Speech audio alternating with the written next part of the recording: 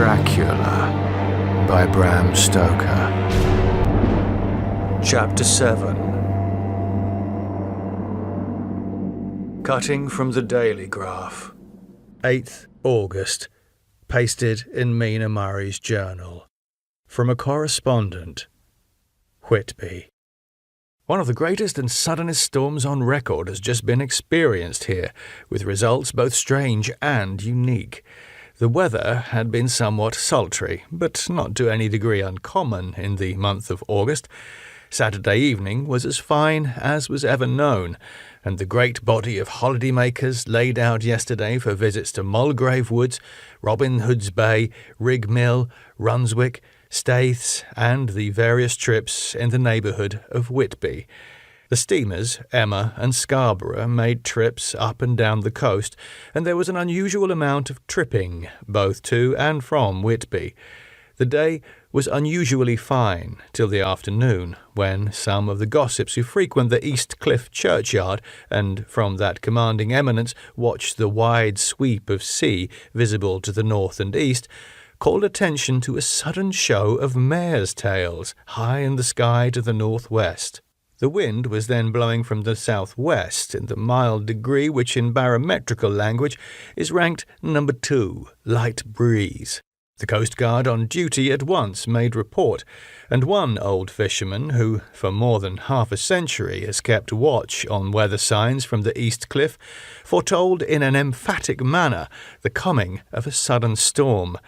The approach of sunset was so very beautiful, so grand in its masses of splendidly coloured clouds, that there was quite an assemblage on the walk along the cliff in the old churchyard to enjoy the beauty.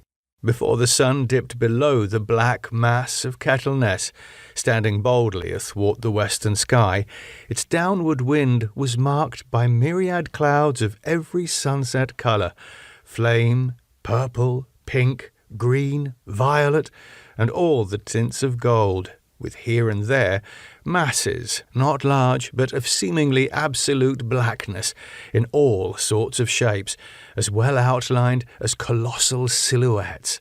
The experience was not lost on the painters, and doubtless some of the sketches of the prelude to the great storm will grace the R.A. and R.I. walls in May next. More than one captain made up his mind then and there that his cobble, or his mule, as they termed the different classes of boats, would remain in the harbour till the storm had passed. The wind fell away entirely during the evening, and at midnight there was a dead calm, a sultry heat, and that prevailing intensity which, on the approach of thunder, affects persons of a sensitive nature. There were but few lights in the sea, for even the coasting steamers, which usually hug the shore so closely, kept well to seaward, and but few fishing boats were in sight. The only sail noticeable was a foreign schooner, with all sails set, which was seemingly going westwards. The foolhardiness or ignorance of her officers was a prolific theme for comment whilst she remained in sight, and efforts were made to signal her to reduce sail in face of her danger. Before the night shut down, she was seen with sails idly flapping as she gently rolled on the undulating swell of the sea, as idle as a painted ship upon a painted ocean. Shortly before 10 o'clock, the stillness of the air grew quite oppressive, and the silence was so marked that the bleating of a sheep inland, or the barking of a dog in the town, was distinctly heard, and the band on the pier, with its lively French air, was like a discord in the great harmony of nature's silence.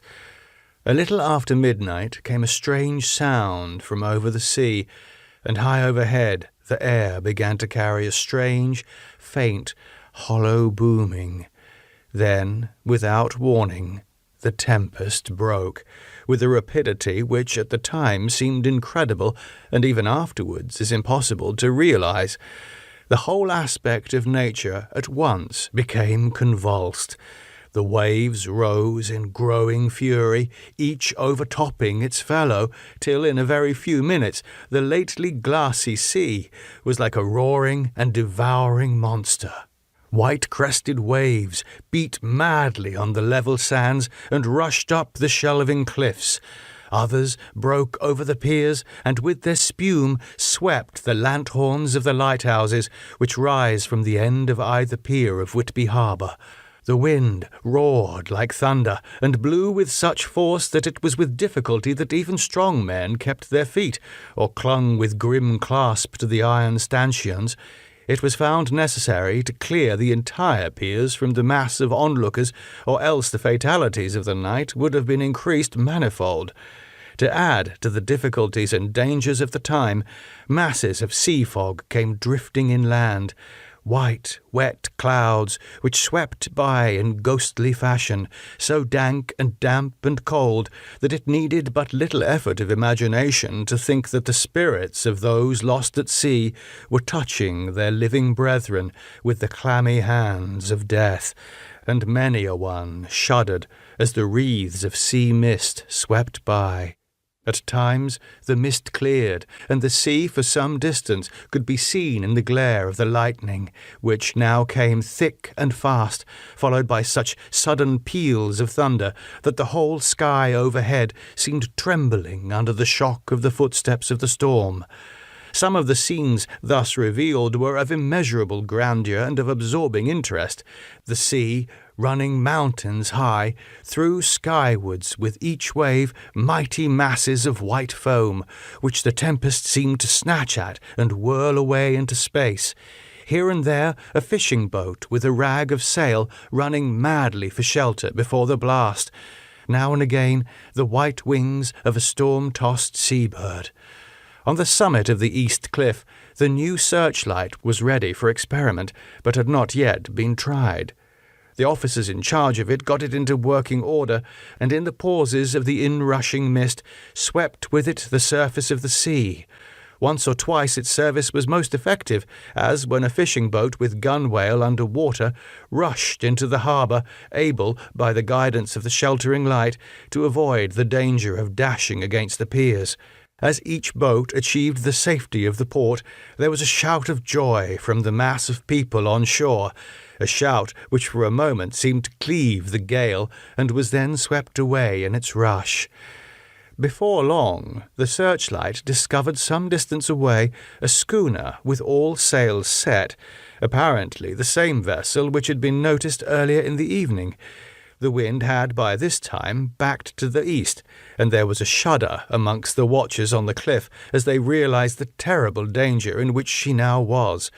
Between her and the port lay the great flat reef on which so many good ships have from time to time suffered, and with the wind blowing from its present quarter, it would be quite impossible that she could fetch the entrance of the harbour. It was now nearly the hour of high tide, but the waves were so great that in their troughs the shallows of the shore were almost visible, and the schooner, with all sails set, was rushing with such speed that, in the words of one old salt, "She must fetch up somewhere, if it was only in hell." Then came another rush of sea fog, greater than any hitherto, a mass of dank mist, which seemed to close on all things like a grey pall, and left available to men only the organ of hearing, for the roar of the tempest and the crash of the thunder and the booming of the mighty billows came through the damp oblivion even louder than before. The rays of the searchlight were kept fixed on the harbour mouth across the east pier, where the shock was expected, and men waited breathless. The wind suddenly shifted to the northeast, and the remnant of the sea fog melted in the blast. And then, mirabile dictu, between the piers, leaping from wave to wave as it rushed at headlong speed, swept the strange schooner before the blast, with all sail set, and gained the safety of the harbour. The searchlight followed her, and a shudder ran through all who saw her, for lashed to the helm was a corpse with drooping head, which swung horribly to and fro at each motion of the ship. No other form could be seen on deck at all. A great awe came on all as they realized that the ship, as if by a miracle, had found the harbour, unsteered save by the hand of a dead man. However, all took place more quickly than it takes to write these words. The schooner paused not, but rushing across the harbour, pitched herself on that accumulation of sand and gravel washed by many tides and many storms into the southeast corner of the pier, jutting under the east cliff, known locally as Tate Hill Pier. There was, of course, a considerable concussion as the vessel drove up on the sand heap.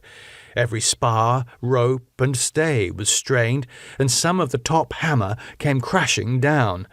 But strangest of all, the very instant the shore was touched, an immense dog sprang up on deck from below as if shot up by the concussion, and, running forward, jumped from the bow on the sand, making straight for the steep cliff, where the churchyard hangs over the laneway to the east pier so steeply that some of the flat tombstones, thruff-steens, or through-stones as they call them in the Whitby vernacular, actually project over where the sustaining cliff has fallen away. It disappeared in the darkness, which seemed intensified just beyond the focus of the searchlight. It so happened that there was no one at the moment on Tate Hill Pier, as all those whose houses are in close proximity were either in bed or were out on the heights above. Thus the Coast Guard on duty on the eastern side of the harbour, who at once ran down to the little pier, was the first to climb on board. The men working the searchlight, after scouring the entrance of the harbour without seeing anything, then turned the light on the derelict and kept it there.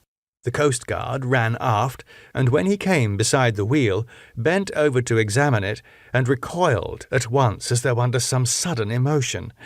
This seemed to pique general curiosity, and quite a number of people began to run.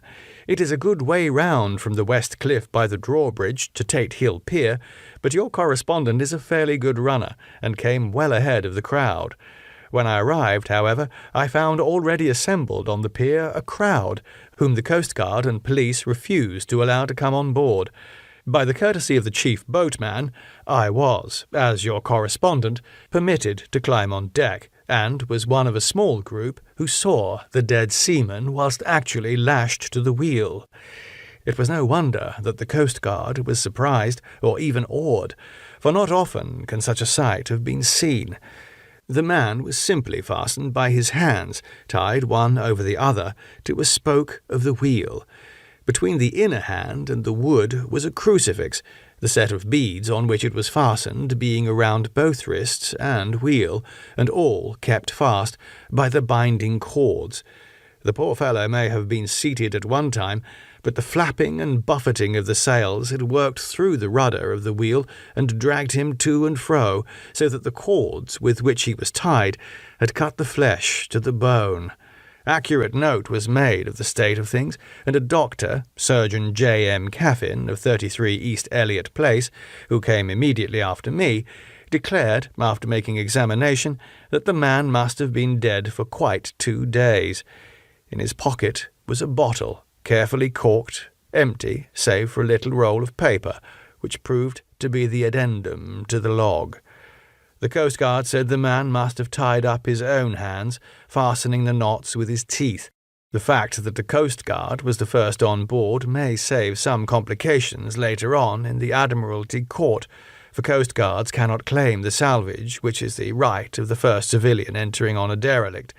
Already, however, the legal tongues are wagging, and one young law student is proudly asserting that the rights of the owner are already completely sacrificed, his property being held in contravention of the statutes of Mortmain, since the tiller, as emblem ship, if not proof, of delegated possession, is held in a dead hand.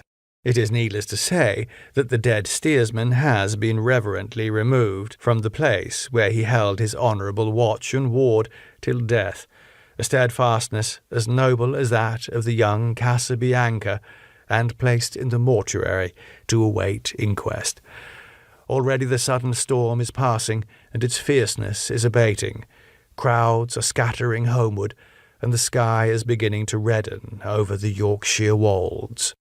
I shall send, in time for your next issue, further details of the derelict ship which found her way so miraculously into harbour in the storm. Whitby, 9th of August. The sequel to the strange arrival of the derelict in the storm last night is almost more startling than the thing itself. It turns out that the schooner is a Russian from Varna and is called the Demeter. She is almost entirely in ballast of silver sand, with only a small amount of cargo, a number of great wooden boxes filled with mould. This cargo was consigned to a Whitby solicitor, Mr. S. F. Billington, of 7 The Crescent, who this morning went aboard and formally took possession of the goods consigned to him. The Russian consul, too, acting for the charter party, took formal possession of the ship and paid all harbour dues, etc. Nothing is talked about here today except the strange coincidence. The officials of the Board of Trade have been most exacting in seeing that every compliance has been made with existing regulations. As the matter is to be a 9 days' wonder, they are evidently determined that there shall be no cause of after-complaint. A good deal of interest was abroad concerning the dog which landed when the ship struck, and more than a few of the members of the SPCA, which is very strong in Whitby, have tried to befriend the animal. To the general disappointment, however, it was not to be found. It seems to have disappeared entirely from the town. It may be that it was frightened and made its way onto the moors, where it is still hiding in terror. There are some who look with dread on such a possibility, lest later on it should in itself become a danger, for it is evidently a fierce brute. Early this morning, a large dog, a half-breed mastiff belonging to a coal merchant close to the Tate Hill Pier, was found dead in the roadway opposite to its master's yard. It had been fighting, and manifestly had had a savage opponent, for its throat was torn away, and its belly was slit open as if with a savage claw. Later, by the kindness of the Board of Trade Inspector, I have been permitted to look over the logbook of the Demeter, which was in order up to within 3 days, but contained nothing of special interest except as to facts of missing men. The greatest interest, however, is with regard to the paper found in the bottle, which was today produced at the inquest, and a more strange narrative than the two between them unfold it has not been my lot to come across. As there is no motive for concealment, I am permitted to use them and accordingly send you a rescript, simply omitting technical details of seamanship and supercargo.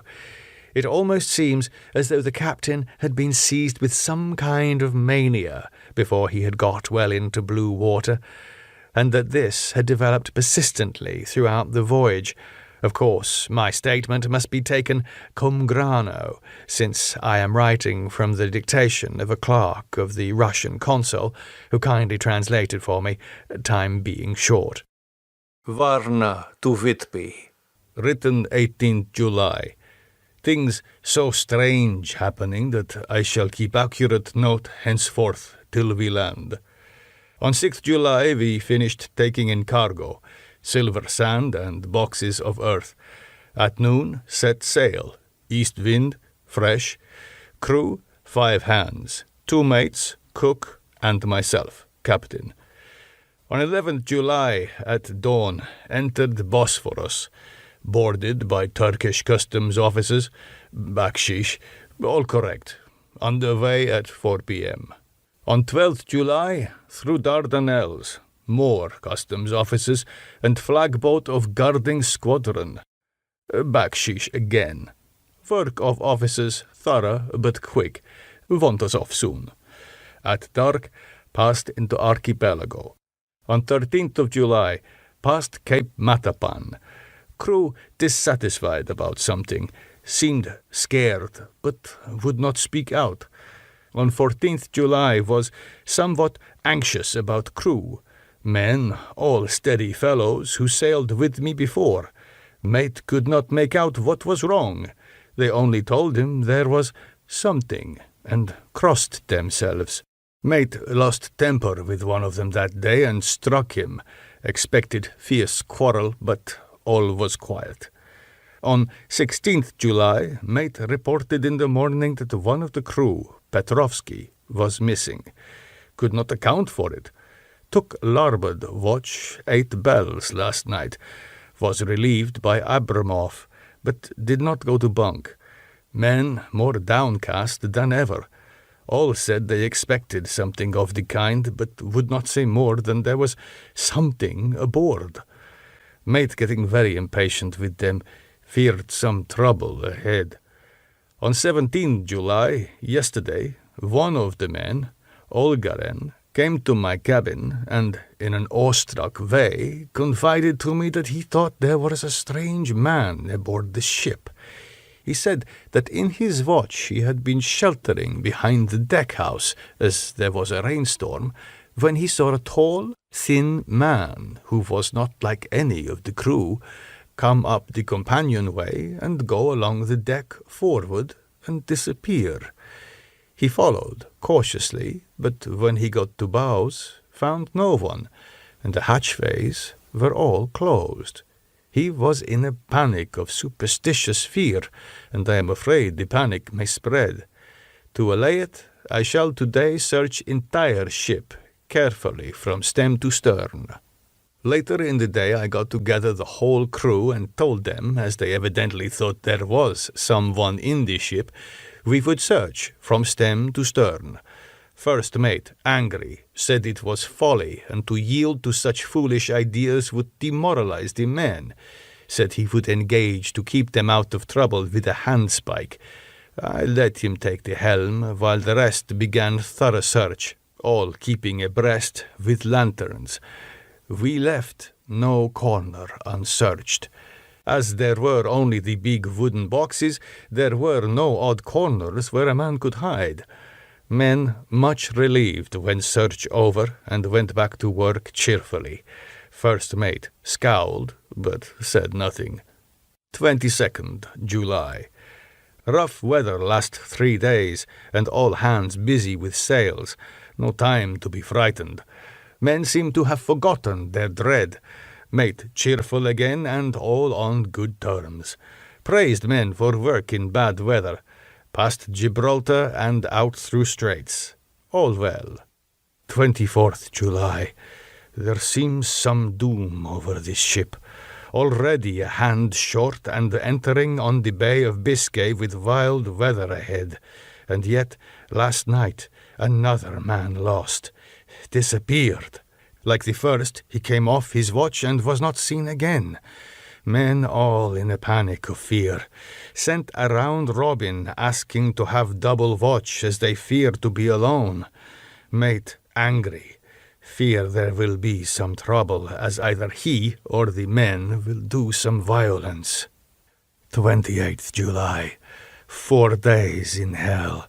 Knocking about in a sort of maelstrom and the wind a tempest. No sleep for anyone. Men all worn out, hardly know how to set a watch, since no one fit to go on. Second mate volunteered to steer and watch, and let men snatch a few hours' sleep. Wind abating, seas still terrific, but feel them less as ship is steadier. 29 July. Another tragedy. Had single watch tonight, as crew too tired to double. When morning watch came on deck, could find no one except steersman. Raised outcry, and all came on deck. Thorough search, but no one found. Are now without second mate, and crew in panic. Mate and I agreed to go armed henceforth, and wait for any sign of cause. 30 July. Last night. Rejoiced we are nearing England. Weather fine, all sails set. Retired, worn out. Slept soundly. Awaked by mate telling me that both man of watch and steersman missing. Only self and mate and 2 hands left to work ship. 1st August. 2 days of fog and not a sail sighted. Had hoped when in the English Channel to be able to signal for help or get in somewhere. Not having power to work sails, have to run before wind. Dare not lower as we could not raise them again. We seemed to be drifting to some terrible doom. Mate now more demoralized than either of men. His stronger nature seems to have worked inwardly against himself. Men are beyond fear, working stolidly and patiently, with minds made up to worst. They are Russian, he Romanian. 2nd August, midnight. Woke up from few minutes' sleep by hearing a cry, seemingly outside my port. Could see nothing in fog. Rushed on deck and ran against the mate. Tells me heard cry and ran, but no sign of man on watch. One more gone. Lord help us. Mate says we must be past Straits of Dover, as in a moment of fog lifting he saw North Foreland, just as he heard the man cry out. If so, we are now off in the North Sea, and only God can guide us in the fog, which seems to move with us, and God seems to have deserted us. 3rd August. At midnight I went to relieve the man at the wheel, and when I got to it, found no one there. The wind was steady, and as we ran before it, there was no yawing. I dared not leave it, so shouted for the mate. After a few seconds he rushed up on deck in his flannels. He looked wild-eyed and haggard, and I greatly fear his reason has given way. He came close to me and whispered hoarsely with his mouth to my ear, as though fearing the very air might hear. "It is here. I know it now. On the watch last night, I saw it. Like a man, tall and thin and ghastly pale. It was in the bows and looking out. I crept behind it and gave it my knife, but the knife went through it, empty as the air." And as he spoke, he took his knife and drove it savagely into space. Then he went on. "But it is here, and I'll find it. It is in the hold, perhaps in one of those boxes. I'll unscrew them one by one and see. You work the helm." And with a warning look and his finger on his lip, he went below. There was springing up a choppy wind, and I could not leave the helm. I saw him come out on deck again with a tool chest and a lantern, and go down the forward hatchway. He is mad, stark, raving mad, and it's no use my trying to stop him. He can't hurt those big boxes. They are invoiced as clay, and to pull them about is as harmless a thing as he can do. So here I stay, and mind the helm and write these notes. I can only trust in God and wait till the fog clears. Then, if I can't steer to any harbour with the wind that is, I shall cut down the sails and lie by and signal for help. It is nearly all over now. Just as I was beginning to hope that the mate would come out calmer, for I heard him knocking away at something in the hold, and work is good for him, there came up the hatchway a sudden, startled scream, which made my blood run cold, and up on the deck he came, as if shot from a gun, a raging madman, with his eyes rolling and his face convulsed with fear. Save me! He cried, and then looked round on the blanket of fog. His horror turned to despair, and in a steady voice he said, "You had better come too, Captain, before it is too late. He is there. I know the secret now. The sea will save me from him, and it is all that is left." Before I could say a word or move forward to seize him, he sprang on the bulwark and deliberately threw himself into the sea. I suppose I know the secret too now. It was this madman who had got rid of the men one by one, and now he has followed them himself. God help me, how am I to account for all these horrors when I get to port? When I get to port, will that ever be? 4th August. Still fog, which the sunrise cannot pierce. I know there is sunrise because I am a sailor. Why else, I know not. I dared not go below. I dared not leave the helm.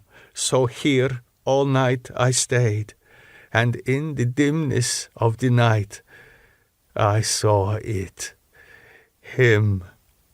God forgive me, but the mate was right to jump overboard. It was better to die like a man. To die like a sailor in blue water, no man can object. But I am captain, and I must not leave my ship.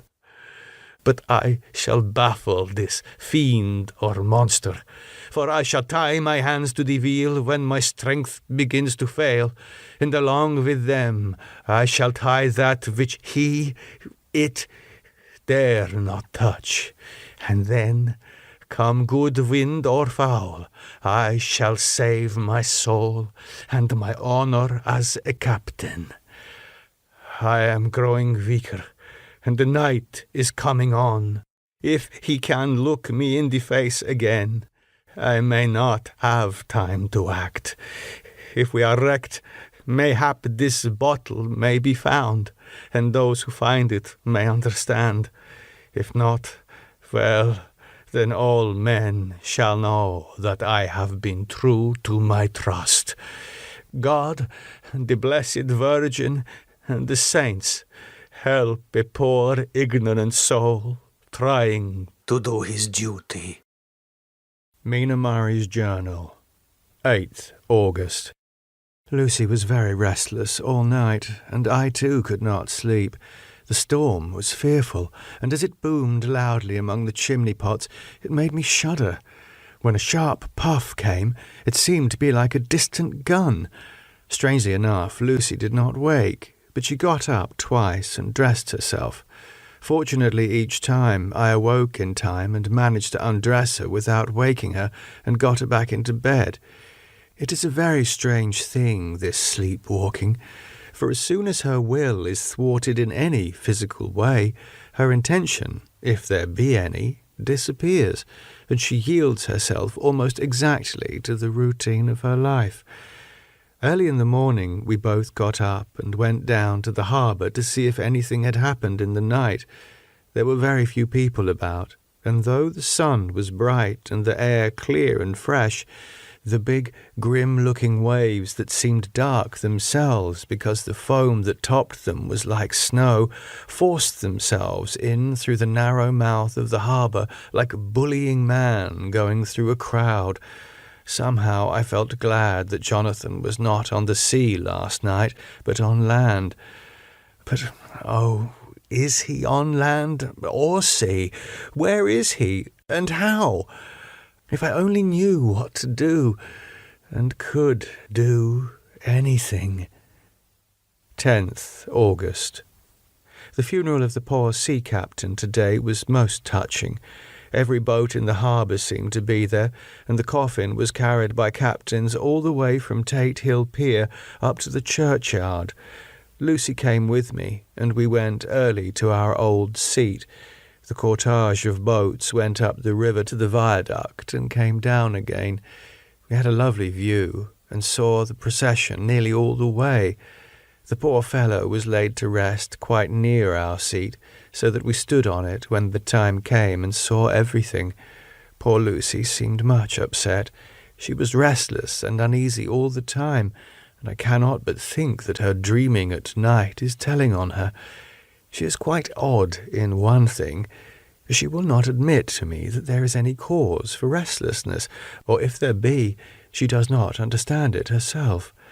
There is an additional cause in that poor old Mr. Swales was found dead this morning on our seat, his neck being broken.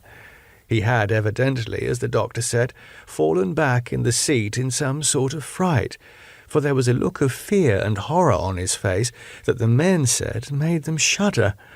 Poor dear old man! Perhaps he had seen death with his dying eyes. Lucy is so sweet and sensitive that she feels influences more acutely than other people do. Just now she was quite upset by a little thing which I did not much heed, though I am myself very fond of animals. One of the men who came up here often to look for the boat was followed by his dog. The dog is always with him. They are both quiet persons, and I never saw the man angry, nor heard the dog bark. During the service the dog would not come to its master, who was on the seat with us, but kept a few yards off, barking and howling. Its master spoke to it gently, and then harshly, and then angrily, but it would neither come nor cease to make a noise. It was in a sort of fury, with its eyes savage and all its hairs bristling out like a cat's tail when puss is on the war-path. Finally, the man too got angry, and jumped down and kicked the dog, and then took it by the scruff of the neck, and half dragged and half threw it on the tombstone on which the seat is fixed. The moment it touched the stone, the poor thing became quiet, and fell all into a tremble. It did not try to get away, but crouched down, quivering and cowering, and was in such a pitiable state of terror that I tried, though without effect, to comfort it. Lucy was full of pity too, but she did not attempt to touch the dog, but looked at it in an agonized sort of way. I greatly fear that she is of too supersensitive a nature to go through the world without trouble. She will be dreaming of this tonight, I'm sure. The whole agglomeration of things, the ship steered into port by a dead man, his attitude tied to the wheel with a crucifix and beads, the touching funeral, the dog, now furious and now in terror, will all afford material for her dreams. I think it will be best for her to go to bed tired out physically, so I shall take her for a long walk by the cliffs to Robin Hood's Bay and back. She ought not to have much inclination for sleepwalking then.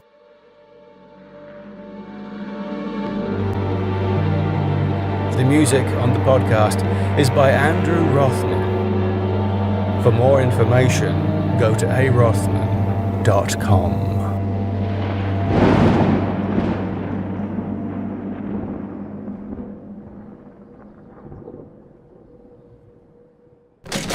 Now, I think it's fair to say that without a shred of doubt, Underwood and Flinch by Mike Bennett is the best vampire podcast novel I've ever listened to. Mind you, saying that, it's also the only vampire podcast novel I've ever listened to, so I'm probably not the best person to ask. Underwood and Flinch. Without doubt, the best vampire podcast novel you've ever listened to, provided you've never listened to any others. Available now from underwoodandflinch.com.